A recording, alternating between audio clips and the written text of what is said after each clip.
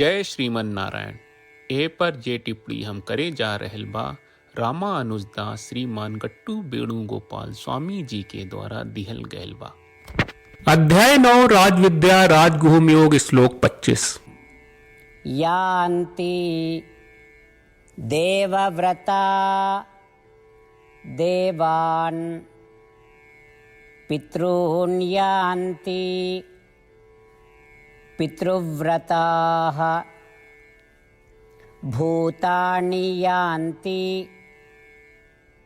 भूतेज्याः यान्ति मद्याजिनोऽपि माम्।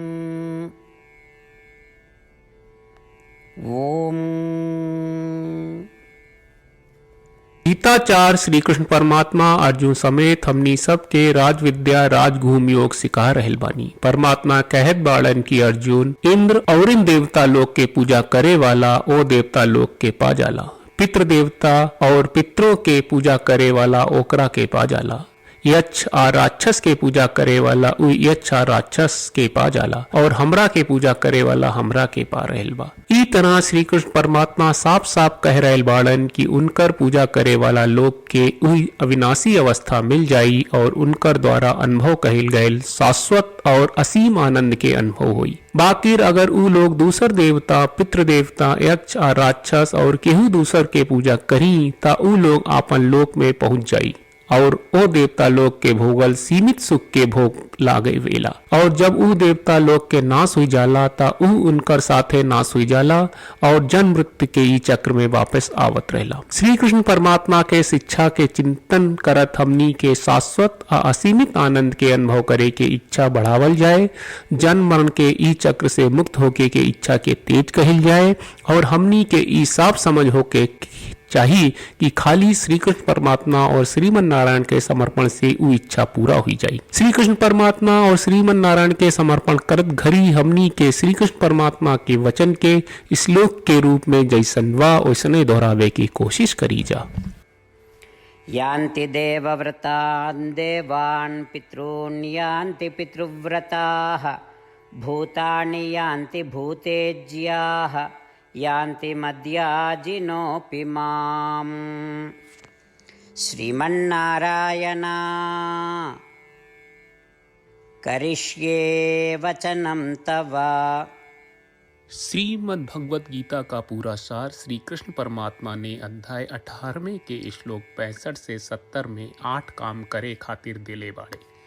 श्री कृष्ण कहले हम ओ लोगन से प्रेम करनी जो लोग इन 8 बातन के मान तारे।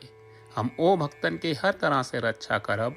श्री कृष्ण परमात्मा के द्वारा बोलल गईल संपूर्ण भगवत गीता सुनला के बाद अर्जुन कहले करिष्ये वचनम त्वा, जेके मतलब बा कृष्ण मैं वही करब जौन आप कही। यही कारण बा श्री कृष्ण अर्जुन के हर तरह के सफलता आ विजय प्रदान करेले। आई परमात्मा के आपन व्रत देई कि हमनी के ये 8 गौ कर्म के पालन करी जा। ई वचन परमात्मा के देवे से बड़न कौनो पूजा तपस्या यज्ञ नहीं। हम 8 प्रण कहब जौन हमनी के करे के चाहिए। आप सब कृपया इन्हन के आपन दिमाग और दिल में सोची। श्री कृष्ण के आपन वचन देवे के ई तरीका में हमनी सबकी कल्पना करे के चाहिए कि श्री कृष्ण का चेहरा खुशी से चमकत बा और खुशी के एहसास करत बा। जय श्रीमन नारायण। यहाँ हमनी के 8 वादा बा। हमनी के पहला वादा, हे श्रीमन नारायण आपका निर्देश के मुताबिक हम हमेशा तोहार ध्यान करब और तोहार बारे में सोचब। हमनी के दूसर वादा, हे श्रीमन नारायण आपका सलाह का अनुसार हम हमेशा आपका भक्त रहब। हमनी के तीसर वादा, हे श्रीमन नारायण हम आपन सब काम तोहरा सेवा के रूप में और तोहरा संतुष्टि खातिर करब। हमनी के चौथा वादा, हे श्रीमन नारायण जैस की आप माने के कहले रहलू, हमरा बहुत विश्वास बा कि हम आपके होई और हम हमेशा आपन दोनों हाथ जोड़ के आपके नमस्कार करब और आपकी पूजा करब। हमनी के 5वां वादा, हे श्रीमन नारायण हमरा के तोरा बात माम एकम शरणम ब्रज 1866 याद कहले, जहाँ आप हमरा के आपन का अर्पित करे का कहा। श्रीमन नारायण मैं हमेशा तोहरे शरण में रहब। हमनी के 6वां वादा, हे श्रीमन नारायण, हमरा के तोहरा बात माँ सुचहा 1866 याद कहले कि आप हमनी के शोक ना करे का आश्वासन दे रहे बड़े, हम अब और शोक ना करब।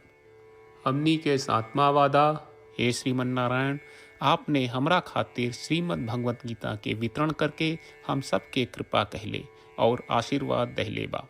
हम वादा करत बानी कि रोजाना कम से कम एक श्लोक पढ़ब या सुनब। हमनी के 8वां वादा, हे श्रीमन नारायण, आप गीता के पूरा मानवता तक ले गयलू। हम गीता में आपके दिव्य वचन के उन भक्तन तक पहुँचावे के प्रयास करब जे गीता से अपरिचित बा। हे श्रीमन नारायण, हम उई करब जौन तू करे का कहब। हम ऐसन व्यवहार करब जैसन आप चाहत बानी और हम खाली आपका खातिर काम करब। श्रीमन नारायण के रोज आपन वचन देहल कि हम ओइस करब जैस आप कहत बानी, ई अपने आप में बड़न पूजा बा। श्रीमन नारायण, करशे वचनम त्वा। श्रीमन नारायण, हम तोरे निर्देश के मुताबिक काम करब। सर्वम श्री कृष्ण अर्पणम अस्तु। जय श्रीमन नारायण। यान्ति देवव्रता देवान् पितॄन् यान्ति पितृव्रताः भूतानि यान्ति भूतेज्याः यान्ति मद्याजिनोऽपि माम्। ॐ यान्ति देवव्रतान् देवान् पितॄन् यान्ति पितृव्रताः भूतानि यान्ति भूतेज्याः यान्ति मद्याजिनोऽपि माम्। श्रीमन्नारायण, करिष्ये वचनं तव। जय श्रीमन नारायण। सब भक्त लोगों से विशेष अनुरोध बा, जीवन में हर चीज में हमनी के तत्कालिक और प्रभावशाली परिणाम की अपेक्षा रहेला। एकरा खातिर आइए रोजाना 1 मिनट के समय निकालल जाए और नारायण आश्रम पढ़ल जाए।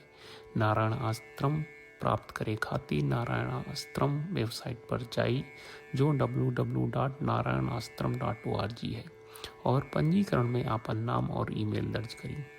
आपके द्वारा प्रदान कईल गई ईमेल पर आपका एक नारायण आश्रम PDF प्राप्त हुई। PDF में एक रामायण श्लोक, एक गीता श्लोक और एक विष्णु नामम बा। ये तीनों के मिल के नारायण आश्रम कहल जाला। हर व्यक्ति के ये श्लोक के अलग अलग संयोजन मिलेला। जब हर कोई 24,000 भक्तन के साथ रोजाना आपन नारायण आश्रम पढ़त आ सुनत बा ता हर दिन संपूर्ण रामायण का 1 दौर, श्रीमद् भगवत गीता पारायण के 33 दौर और श्री विष्णु सहस्त्रनाम स्तोत्र पारायण के 24 दौर प्रतिदिन पूरा होएला। ई एक बहुत ही उल्लेखनीय और विलक्षण परिणाम बा जौन हर एक दिन ऐसकरे से निकलेला। ई कारण बा कि आप और आपके परिवार के सदस्य तुरते जाके आपन नारायण आश्रम प्राप्त करी। जय श्रीमन नारायण।